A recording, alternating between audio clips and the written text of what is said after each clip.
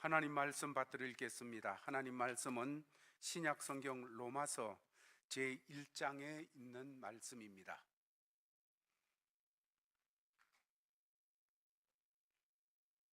로마서 제1장 18절 말씀부터 20절까지의 말씀을 받들어 읽겠습니다. 하나님의 진노가 불의로 진리를 막는 사람들의 모든 경건하지 않음과 불의에 대하여 하늘로부터 나타나나니 이는 하나님을 알만한 것이 그들 속에 보임이라. 하나님께서 이를 그들에게 보이셨느니라. 창세로부터 그의 보이지 아니하는 것들 곧 그의 영원하신 능력과 신성이 그가 만드신 만물에 분명히 보여 알려졌나니 그러므로 그들이 핑계하지 못할지니라. 아멘. 우리가 하나님을 알면 알수록 하나님은 찬송을 받으시기에 합당하신 주님이십니다. 하나님이 우리를 위해서 하신 일을 알면 알수록 하나님이 우리를 얼마나 사랑하셨는지, 하나님의 지혜와 능력으로 어떻게 우리를 구원하셨는지, 하나님께서 아버지 되셔서 우리의 삶을 어떻게 바라보시며 우리를 향하여 은혜를 베풀고 계신지를 알면 알수록 우리는 찬송할 수밖에 없습니다. 하나님은 영원히 이 땅에서뿐만 아니라 이 땅을 넘어 천국에 이르기까지 찬송을 받으시기에 합당하신 분입니다. 우리 제일 가족들이요, 살아가면서 찬송, 하나님께 찬송 많이 하며 사는 성도들이 되기를 주의 이름으로 축원합니다. 우리는 로마서의 말씀을 같이 상고하며 나가고 있습니다. 로마서를 보면 크게 네 부분으로 이렇게 구성이 되어져 있음을 처음부터 끝까지 다 읽어보면 그렇게 다가오게 되도록 되어 있습니다. 첫 번째 부분에서 로마서가 가르쳐 주는 것은 사람의 모습이 어떠하냐 하는 것을 보여주고 있습니다. 우리는 그냥 옷을 입고 화장을 하고 그냥 깨끗하게 해가지고 나오면 괜찮은 것 같지만은 우리 속에는 고장난 데도 있고 아픈 데도 있고 병든 데도 있습니다.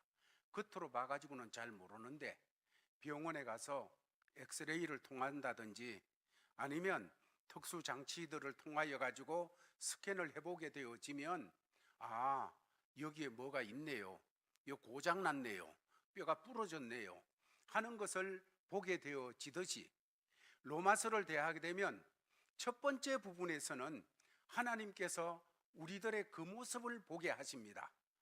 괜찮은 것 같고 공부를 해서 말도 교양 있게 하는 것 같고 이것저것 이런저런 모습을 나타내지만은 정말 우리가 가지고 있던 본래의 모습이 어떠한가 엑스레이를 통과해서 나타나게 되어졌듯이 정말 우리 속에 담겨 있는 하나님 없을 때 우리의 모습은 어떠했는가 하는 것을 보여주고 있습니다. 그걸 똑바로 봐야 내가 받은 은혜가 얼마나 큰지를 알 수 있기 때문입니다. 그걸 똑바로 봐야 이런 가운데서 내가 하나님의 은혜로 자녀되었구나 하면서 찬송하는 사람이 될 수 있기 때문입니다. 그렇게 하고 난 다음에 주께서는 우리를 이끌어서 그런 가운데 버려두지 아니하시고 하나님의 의로 새롭게 해주시는 거예요. 그냥 MRI를 통해 가지고 쭉 스캔하게 될 때 이런저런 고장난 데가 많았는데 하나님의 방법, 하나님의 능력, 하나님의 역사로 새롭게 해주시는 거예요. 마치 정말로 아무것도 음도 티도 없는 것처럼 하나님의 의로 입혀주시는 이 역사가 두 번째 단락에서 나오게 되어집니다. 이렇게 해놓고 하나님께서 가만히 두시는 것이 아니고 이 땅을 살아갈 때 우리가 하나님의 자녀로서 하나님을 아버지 이렇게 부르며 사는 사람으로서 방황하지 않고 흔들리지 않고 어떤 문제 앞에서 힘이 모자라가지고 풀썩 주저앉는 이런 사람이 되지 않도록 하기 위해서 성령님께서 역사를 하시는, 성령님이 이끌어 주시고 성령님이 함께 하시고 성령님이 기름 부어 주시는 이런 사람들이 되었음을 보여주고 있습니다. 이렇게 되어진 다음에 하나님은 우리를 위해서 그렇게 하셨습니다. 그렇게 하셨기 때문에 이제 우리는 어떻게 그럼 하나님 앞에 반응을 드러내어야 될 것인가 하는 일에 있어서 12장부터 말씀하시기를 우리는 하나님 앞에 드려진 사람이 되어야 된다. 우리가 산제물로 하나님 앞에 드려진, 하나님 앞에 드려져서 내 말도 드려지고 내 행동도 드려지고 내 몸도 내 인생도 하나님 앞에 드려져서 하나님이 아버지 되시는 하나님이 그래 아들아 나는 너를 이런 방향에서 일하도록 하고 싶다 할 때 하나님 앞에 그렇게 쓰임받고 딸아 나는 너를 이런 가운데서 이렇게 쓰고 싶다 할 때 하나님 써주세요 하면서 그렇게 쓰임받는 하나님의 사람으로 드려진 사람으로 살아나가기를 바라는 이런 말씀, 크게 네 부분으로 이렇게 말씀이 구성되어 있음을 우리는 보게 되어집니다. 우리는 지금 지난 시간부터 하나님이 진노하신다 하시는 말씀을 대하였습니다. 그래서 오늘 읽은 18절 말씀에서 말씀하기를 하나님의 진노가 하는, 하나님이 진노하시는 이 모습을 보여주면서 모든 사람은 엑스레이를 딱 통과해 보니까 여기 병이 있다, 저도 병이 있다, 여기도 있다, 여기도 문제가 있다 하는 것을 나타냈듯이 하나님께서 말씀하기를 진노 아래에 있다 하는 것을 먼저 말씀하고 계시는 겁니다. 하나님이 창조하셨고 하나님이 사랑하시는 그런 사람들이라고 하는데 하나님이 왜 도대체 이렇게 사람을 향하여 진노하신다고 말씀을 하고 계시는가?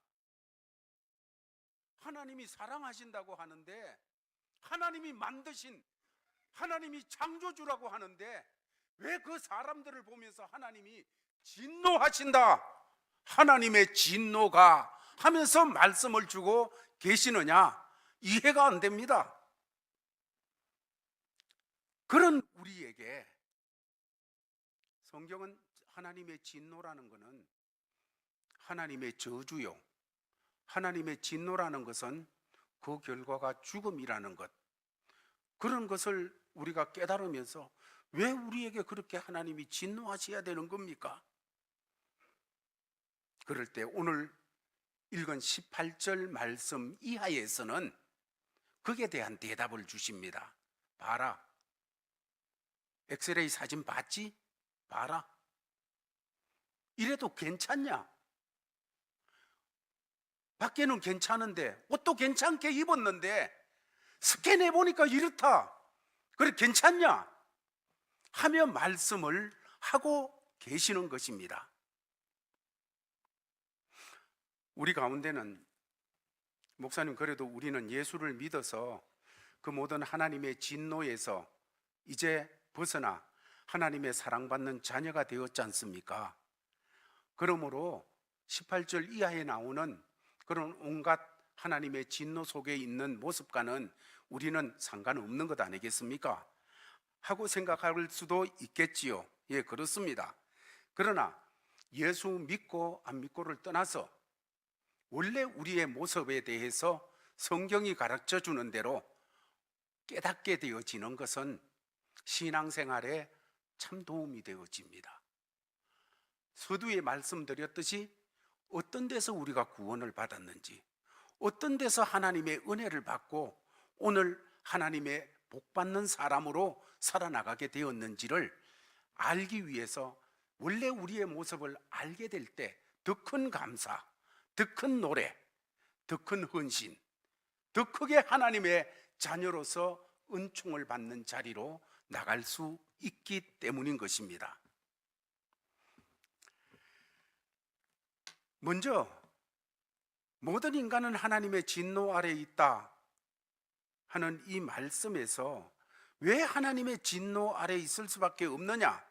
18절 말씀에서는 경건하지 않기 때문이다 하는 것으로 우리에게 들추어 내고 계시는 것입니다. 경건하지 않다는 것이 무엇입니까? 19절 말씀부터 25절 말씀까지 해서 쭉 그 부분을 우리에게 말씀하게 되어지는데, 여기서 경건이라고 하는 이 경건이 뭔가? 경건이라는 단어에 대해서부터 먼저 이해하는 것이 좋겠다 생각되어집니다. 경건이라고 하는 것은 하나님을 경외하고 사랑하는 마음, 하나님을 인정하는 마음입니다. 하나님을 인정하여 하나님을 사랑하고 하나님을 참으로 경외하는 그런 마음을 말하는데, 그러면 경건하지 않다 하는 것은 그것에 비추어서 하나님을 사랑하지 않는 것이요, 하나님을 경외하지 않는 그런 마음이 경건하지 않는 것이 되어지는 거예요.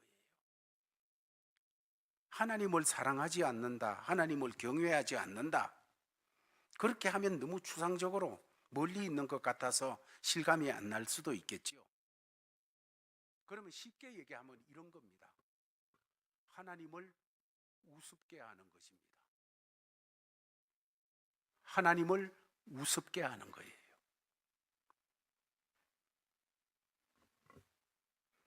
구체적으로 하나님을 우습게 하는 그 모습이 21절에 보면 이렇게 말씀을 하고 있습니다. 다 같이 읽겠습니다. 시작.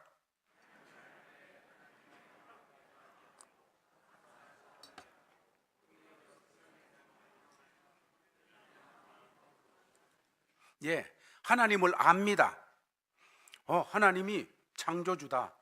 나는 하나님이 만드신 하나님 작품이다. 하나님을 알면서도 그 하나님을 영화롭게도 안 하고 하나님 앞에 감사하지도 않습니다. 의도적으로. 저분이 우리 아버지인 거 알고 우리 엄마인 거 아는데 무시하는 거예요. 우습게 하는 거예요. 여러분, 그럴 때 부모 마음은 찢어지는 거예요.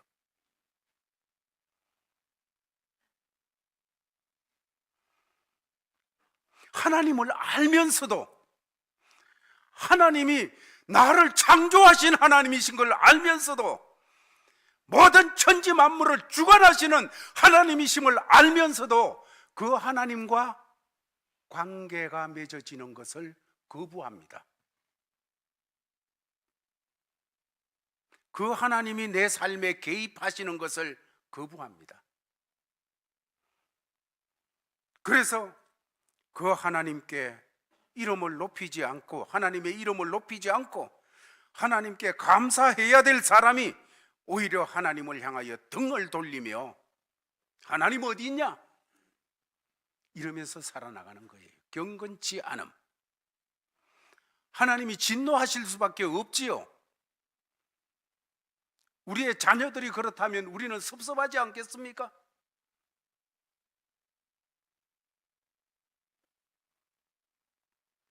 그래서 모든 인간이 하나님의 진노 아래 있을 수밖에 없다, 이렇게 말씀하시면서 두 번째로 우리가 생각할 수 있는 건 19절에 하나님을 알되, 그 다음에 이는 하나님을 알만한 것이 그 속에 보임이라, 하나님께서 이를 그들에게 보이셨느니라, 이렇게 말씀을 주시고 계십니다.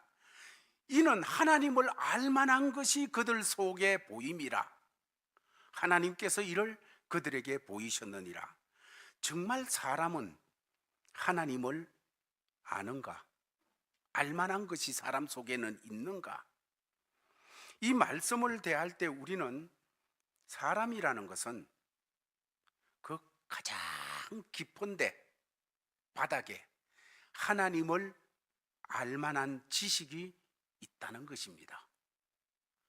마치 연어가 태어난 고향을 찾아 강으로 막 거슬러 그곳으로 가게 되듯이 사람 마음 깊은 곳에는 하나님을 찾아갈 수밖에 없는 그 마음이 있다는 거예요.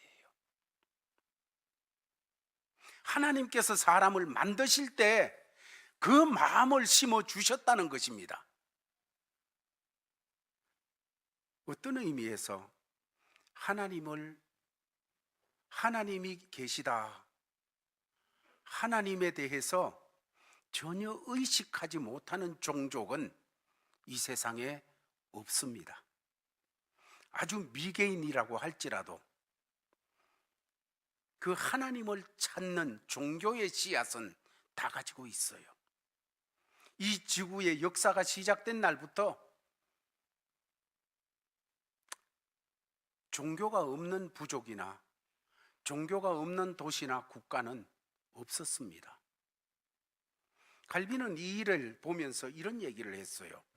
하나님의 계심을 아는 의식은, 하나님이 있다 하는 것을 아는 의식은 인간의 골수 깊숙이 박혀 있어서 그것을 지워버리는 것은 불가능하다. 공산주의로 종교를 말살하려고 해봤습니다. 그러나 그게 안 됐어요. 북한에도 예수 믿는 사람이 있고 소련에도 예수 믿는 사람이 있고 그렇게 되어지는 것, 그 속에 주님을 향해서 올라가는, 하나님을 향해서 올라가는 바탕이 되어져 있기 때문이라는 것을 말하고 있는 것입니다. 그러나 인간은 하나님이 내 속에 들어오는 것을 거부하는 거예요. 하나님 내 인생에 들어오는 걸 거부하는 거예요. 마음속 깊은 데서는 하나님을 향하여 올라가는 이 흐름이 있음에도 불구하고 거부합니다.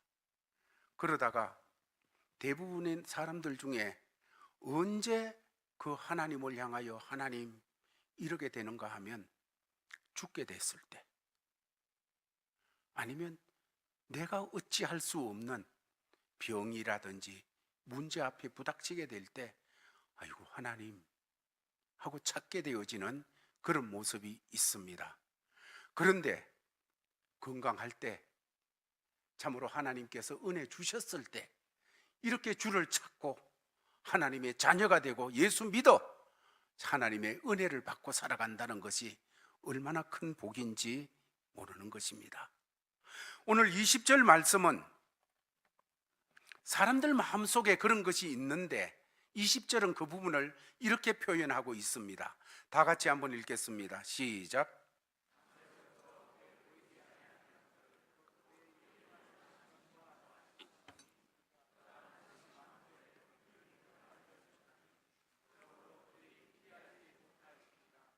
예, 이 말씀은 하나님께서 천지를 창조하고 그 가운데 있는 만물을 다 하나님께서 말씀으로 창조하시고 사람은 하나님께서 친히 빚어 창조하시고 그렇게 하실 때에 모든 하나님의 작품들, 창조물 위에 하나님의 영광을 보여줄, 하나님의 영원한 능력과 하나님의 영광을 보여줄 사인을 주셨다는 것입니다.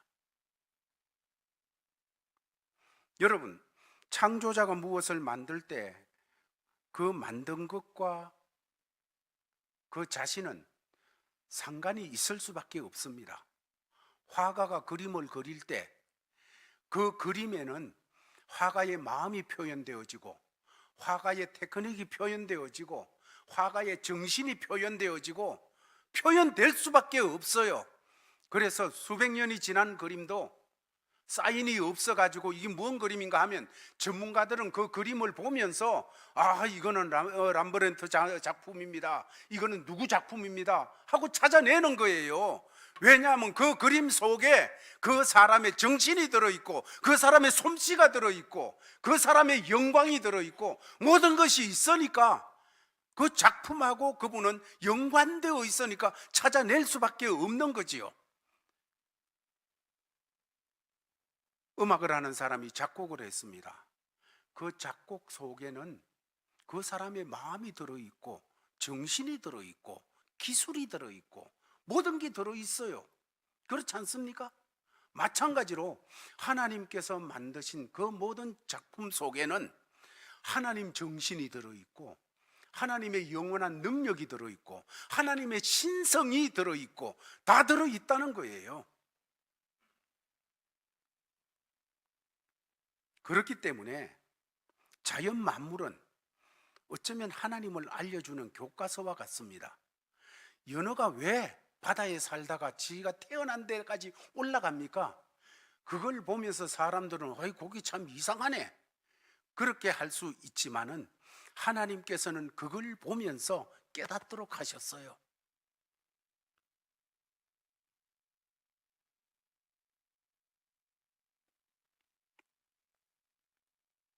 그렇기 때문에 이 땅을 살아가면서 사람들은 하나님을 몰라서 하나님을 영화롭게 못했고 하나님을 몰라서 하나님 섬기지 못했다는 논리는 성립되지 않는다는 것입니다.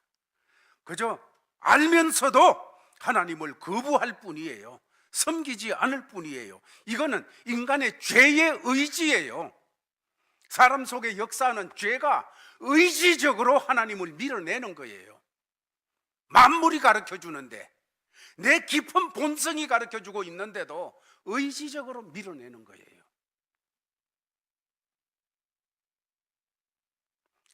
사람 속에는 하나님을 알만한 성품과 하나님이 만드신 작품 속에는 하나님을 알 수 있는 하나님의 능력과 신성이 들어있다. 이렇게 말씀하고 있습니다. 그렇다면 21절을 통해서 하나님을 알고 하나님을 알만한 것, 하나님은 있을 수밖에 없어. 하나님 이러면서 왜 그 하나님께 영광을 돌리지 못하고 하나님을 영화롭게 하지 못하는가? 오늘 그 말씀에 대해서 첫 번째로 생각할 수 있는 것은 사람의 마음속에 그런 게 막 흘러서 찾아가는 마음이 있는데 그 마음이 온전치를 못하다는 거예요. 그 마음이 죄로 썩었다는 거예요. 죄로 부패했다는 것입니다. 그것을 21절 말씀은 이런 말씀으로 깨우쳐 주고 있습니다. 그 생각이 허망하여지며 미련한 마음이 어두워졌나니. 사람 깊은 곳에 하나님을 향해 가는 이 마음들이 있는데 타락되고 죄 속에 빠짐으로 말미암아 또 경건치 않아 하나님 자꾸 밀어내는 이런 마음들이 있다가 보니까 그런 것이 있음에도 불구하고 사람 마음이 허망해지고 미련해서 어두워졌다, 깜깜해서 모르게 되어졌다는 이런 얘기를 하고 있는 겁니다.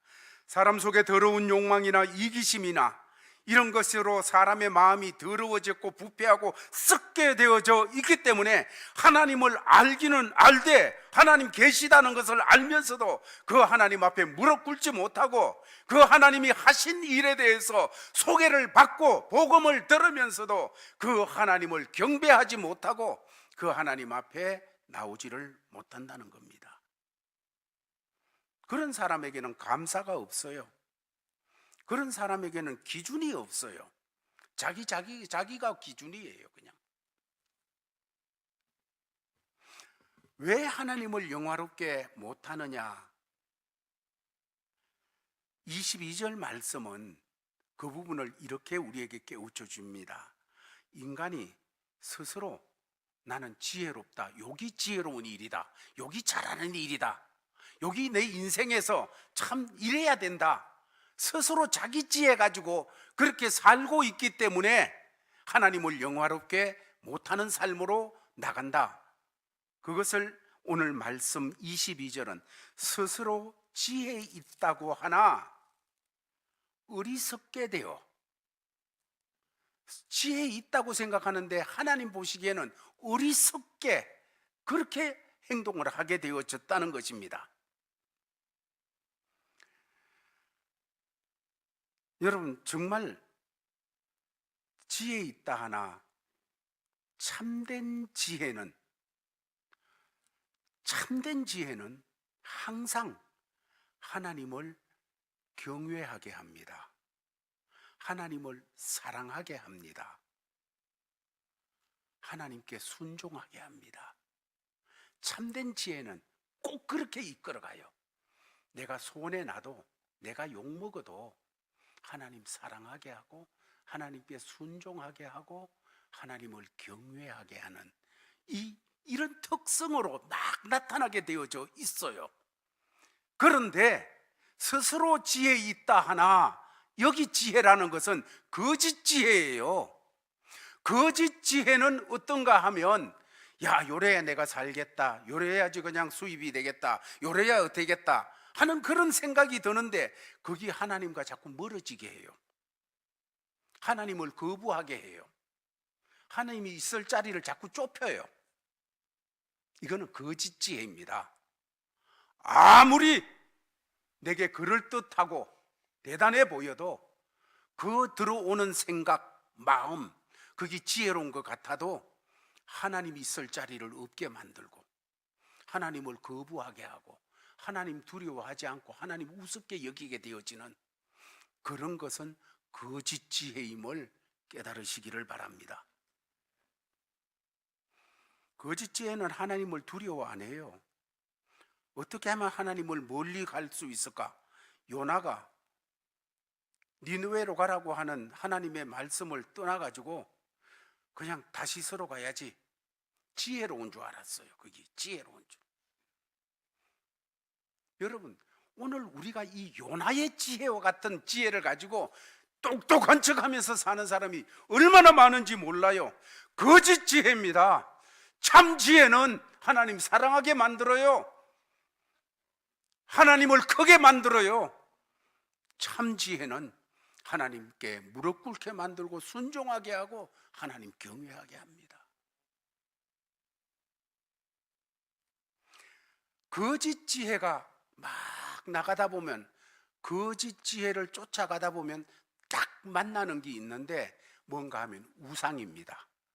거짓 지혜는 꼭 우상을 만나도록 만들어요. 23절에서 25절 말씀까지인데, 오늘 23절 말씀을 보면, 그러므로 하나님께서 그들의 마음에 정욕대로 더러움에 내버려 두사 그들의 몸을 서로 욕되게 하셨다. 24절 그렇게 말씀했고, 23절은 썩어지지 아니하는 하나님의 영광을 썩어질 사람과 새와 짐승과 기어다니는 동물 모양의 우상으로 바꾸었다. 하나님을 경외하고 순종하는 참 지혜를 떠나 거짓 지혜를 붙들고 나가게 될 때 꼭 우상 숭배로 나가는, 그래서 스스로 지혜롭다고 여기는 사람들은 하나님을 섬기고 하나님을 따르는 것보다가 이 우상을 따르는 것이 훨씬 지혜로운 거다, 이렇게 미련한 삶을 살 수밖에 없다는 것입니다. 여러분, 우상 숭배의 본질은 이런 게 있어요. 우상 숭배, 그냥 거기 사람이든지 짐승이든지 나무든지 해와 달과 별이든지 아니면 그 보이지 않는 그 무엇이든지 간에 우상 숭배의 본질 속에는 첫 번째, 편하다 하는 거예요. 섬기기 편하다. 여러분, 스스로 지혜롭다고 여기는 사람들에게 하나님은 불편합니다. 왜냐하면 하나님은 인격이신 하나님이십니다. 인격을 가지신 하나님이기 때문에 하나님 앞에 예배 드릴 때 반마음 가지고 드리는지 온 마음 가지고 드리는지 하나님은 아십니다. 미워하는 마음을 품고 그대로 드리는지 아닌지를 아시고, 미워하는 마음으로 형제와 사하지 못했느냐? 가서 빨리 사하고 와라. 그렇게 하시는 하나님이세요. 그래서 하나님께서 우리에게 요구하시는 게 뭡니까? 하나님을 사랑하는데 나 사랑합니다, 그게 아니고 마음을 다하고 정성을 다하고 뜻을 다하고 목숨을 다하여 사랑해라. 왜? 하나님이 인격이시니까. 인격이시니까. 그러나 우상은 인격이 아니에요. 우상은 인격이 아니니까 그냥 하면 되는 거예요. 뿐만 아니라 하나님은 인격이신 하나님이니까 하나님 보시기에 비틀리고 잘못됐으면 회개해라.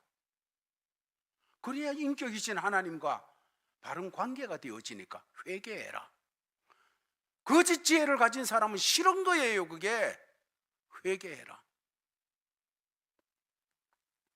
여러분, 우상 앞에 가가지고 철철 울면서 밤새도록 회개하는 사람 얘기 못 들어봤어요.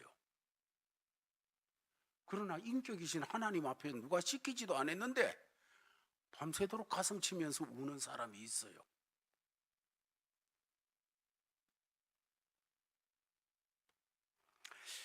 사람들은 우상을 섬기는 그 이유는 하나님을 향한 마음은 있는데 진짜 하나님은 인격이신 하나님이니까 불편하고, 우상은 하나님이라고 이렇게 만들어놨는데 편하다는 거예요.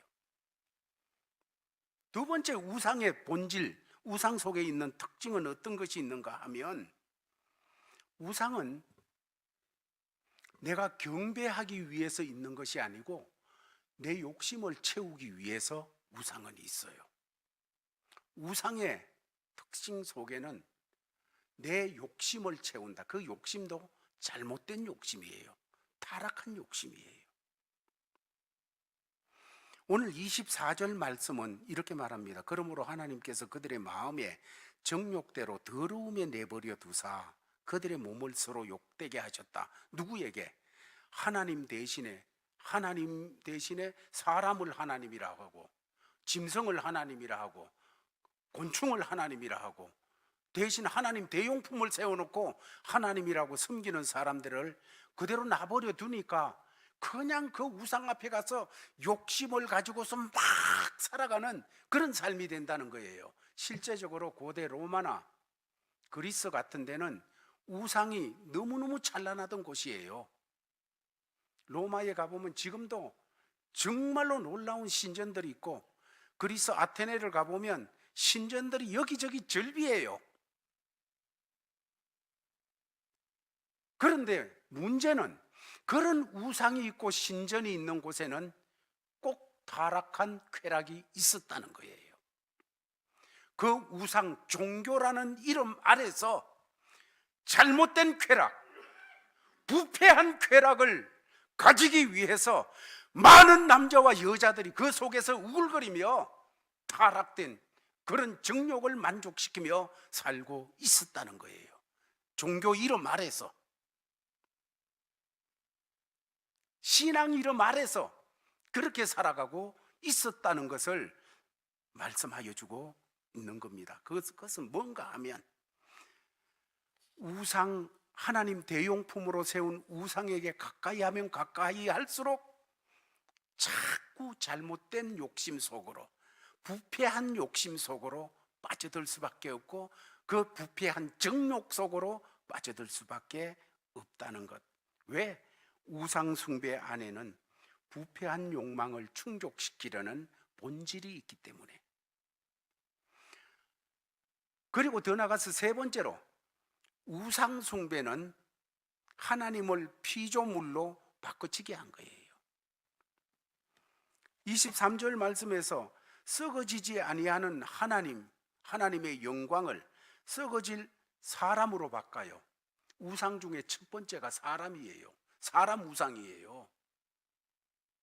역사상에 사람이 하나님의 자리에서 그냥 역사들이 많았어요. 로마의 황제들이 그랬습니다. 이곳저곳에 많은 왕들이 그렇게 했었어요. 왕뿐만 아니라 사람들, 오늘날에 내가 하나님 되어 있는 그런 모습이 너무나도 많다는 거예요. 그 외에 뭐 다른 것들 쭉 나가면서 우상이 되는 것, 우상 숭배하는 것은 하나님 대용품을 만들고 그걸 하나님이다 이러는 것이기 때문에 하나님께서 얼마나 싫어하는지. 모세와 아론이 있을 때 모세가 시내산에 올라가고 있으니까 그냥 사람들이 우왕좌왕하게 되어지니까 금송아지를 만들어 놓고 이게 하나님이다, 이것이 애굽에서 인도하여 낸 신이다 이러면서 그들도 아이고 우리 하나님인데, 애굽에서 인도낸 하나님인데 이러면서 하나님의 영광을 썩어질 금송아지의 형상으로 만들어서 섬겼어요. 그런데 막 뛰놀았다 그랬어요. 춤추며 뛰놀았다. 하나님께서 진노하셨어요. 우상을 향하여 하나님은 진노하시는 하나님이십니다. 자, 오늘 이런 말씀을 대하면서 우리는 예수 믿기 전에, 예수로 통하여 구원받고 하나님의 자녀가 되기 전에 본래 모든 사람의 모습이 어떠한가 하는 것을 성경을 통하여 보여주셨습니다. 만일 우리도 지금까지 예수 거부하고 그렇게 살았다고 하면 우리 마음에 하나님 두기를 싫어했을 거예요. 하나님께 감사하는 마음도 없었을 겁니다. 하나님을 안다고 해도 하나님께 영화롭게도 안 하고 감사하는 삶도 없었을 것입니다. 어떻게 하면 좀 더 내 욕심대로 살 수 있을까? 어떻게 내가 하나님처럼 대접받으며 살아갈 수 있을까? 하고 어리석은 지혜, 참 지혜가 아닌 가짜 지혜에 매여서 그렇게 살고 있었을 것입니다. 따라서 우리는 모두 자기가 하나님처럼 되려고 하는 그런 자기 우상에 빠져서 살아가는 사람이 됐을 수도 있겠지요. 그런데 우리가 한 번 더 생각해야 될 것은 이것입니다. 하나님의 은혜로 구원을 받고 하나님의 자녀가 되어서 교회에 나와서 하나님 백성 공동체의 모습을 눈으로 보면서 확인하면서 이렇게 살아가고 있음에도 아직까지도 나라고 하는 우상에서 벗어나지 못한 모습이 많이 있을 수 있다는 것입니다. 입으로는 하나님을 섬기지만은 실상 영광과 존귀와 찬양과 모든 것은 내가 받으려고 하는 것. 하나님이 받으셔야 되잖아요. 모든 영광 하나님께, 모든 찬송 하나님께, 모든 존귀 하나님께. 왜? 하나님이시니까, 창조하신 하나님이시니까 그분이 받아야 되는데, 우리의 현장에서는 그거 내가 받아야 되는데, 아이고 저 자리에서는 내가 높임을 받아야 되는데, 아직 자기 우상에서 탈피하지 못한 그 모습이 많이 있다는 거예요. 그러다 보니까 신앙생활을 하면서 나 중심의 신앙생활이 되어져 있습니다. 나 중심, 내 중심, 예수 중심이 돼야 되고 하나님 중심 신앙이 돼야 되는데, 말씀을 대하면서 이 시간 우리 자신을 한번 돌아봤으면 좋겠습니다. 하나님은 우상을 용납하지 않으십니다. 하나님은 하나님 자리에 대신 뭐가 떡하게 올려져 앉혀가지고 내가 하나님이다 이러고 있는 거 용납하시지를 않으십니다. 어떤 사람은 자기가 거기에 올라앉아 있을 수 있고, 어떤 사람은 물질을 올려놓았을 수도 있고, 어떤 사람은 이 세상에 다른 것을 올려놓았을 수도 있습니다.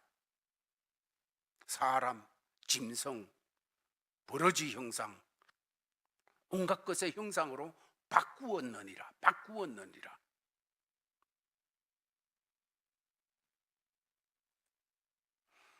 하나님 자리에 딴 게 올려져 있으면 안 됩니다. 사랑하는 제일 가족들이여, 우리들 중에 많은 사람들은 이미 마음속 깊은 데서부터 쉴 새 없이 하나님의 음성을 들으며 살고 있습니다. 주님이 주신 영안이 있어서, 영적인 안목이 있어서 천지 만물을 보면서 꽃 한 포기를 보면서도 와, 그 속에 있는 하나님의 능력과 하나님의 신성을 보며 우리 하나님 대단하시지. 로키산을 보면서도, 그 웅장한 산세를 보면서도, 그 바위가 그렇게 우람한 바위를 보면서도 와, 우리 하나님 대단하시지. 우리 하나님의 능력으로, 우리 하나님의 신성, 보며 찬송하고 그 하나님께 경배하는 우리 제일 가족들 있지요.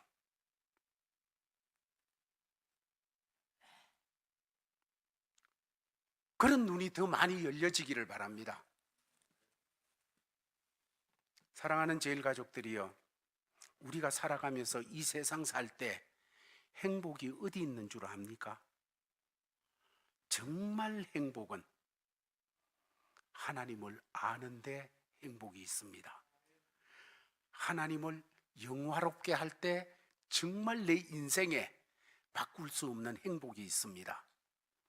하나님께 정말 온 바닥 깊은 데서부터 감사가 진정으로 우러나올 때 거기 행복이 있어요.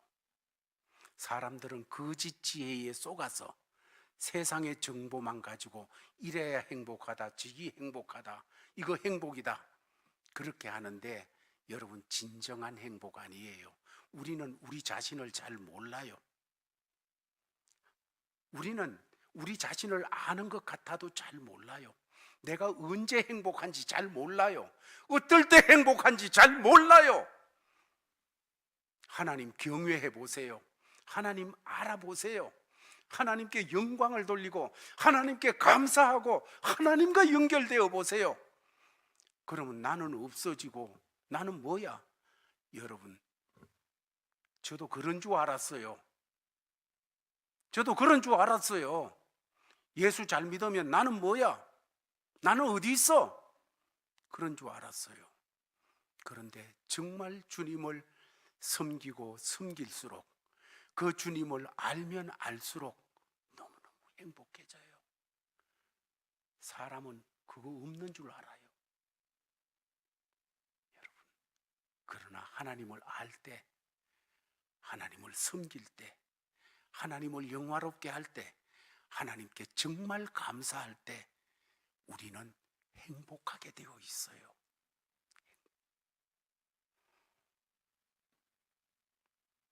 25절 끝부분을 우리 같이 한번 읽어봤으면 좋겠습니다. 25절 주는 곧, 여기부터 같이 읽겠습니다. 시작. 주는 곧 영원히 찬송할 이시로다. 아멘. 바울의 고백입니다. 바울은 이렇게 하나님의 진노 가운데 있는 이런 모습을 막 얘기하면서 우리 주님은 영원히 찬송할 이십니다. 아멘 하고 고백을 하고 있는 거예요. 이 바울의 고백이 우리 제일 가족들의 고백이 되기를 바랍니다. 숙제드립니다. 이 한 주간 살면서 어떤 자리에서도 이 일을 선포하세요. 주님은 영원히 찬송을 받으실 이로다. 아멘. 여러분, 좋은 일이 생겼을 때도, 노래가 막 나올 때도 그렇게 고백하고, 어려운 일이 생기고 답답할 때도 이 고백을 많이 하세요. 주님은 찬송 받으실입니다. 주님은 찬송 받으실 주님이십니다. 이 고백이 강건하기를 바랍니다. 그래서 이 선포가 되어지는 고백 속에 마귀가 물러가고 어둠이 떠나가고 하나님의 은총이 임하고 예수 이름의 능력이 임하는 이 놀라운 제일 가족들의 삶이 되어지기를 예수의 이름으로 축원합니다. 아버지 하나님, 감사합니다. 주신 말씀 받았사오니 진노 가운데서 구원하여 주셨고, 영원한 형벌 가운데서, 죽음 가운데서 구원해 주신 우리 주님, 이 한 주간 걸음걸음 속에 계속해서 찬송 받으실 주님이십니다. 고백하며 사는 우리 되게 하여 주시옵소서. 예수님 이름으로 기도하옵나이다. 아멘. 아버지 하나님, 사랑하는 제일 가족들이 하나님 앞에 예배를 드리고 주신 삶의 자리로 나아갑니다. 그 자리가 어떤 모습으로 우리를 기다리고 있든지 간에 예수님 모시고 가게 하여 주시옵소서. 예수님 모시고 있게 하여 주시옵소서. 예수님 모시고 헤쳐나가게 하여 주시옵소서. 그래서 거친 들이나 두근거리나 예수 못이 있기 때문에, 그 예수님의 능력 때문에, 예수님이 왕이시기 때문에, 그 예수님께서 역사하시기 때문에 하나님 나라가 되어지는 그 놀라운 역사를 이루어가는 제1가족들 되도록 하나님 복을 내려 주시옵소서. 이런 자세로 나아가는 모든 믿음의 권속들에게 주 예수 그리스도의 크신 은혜와 하나님 아버지의 사랑과 성령의 교통하심이 항상 함께 있을지어다.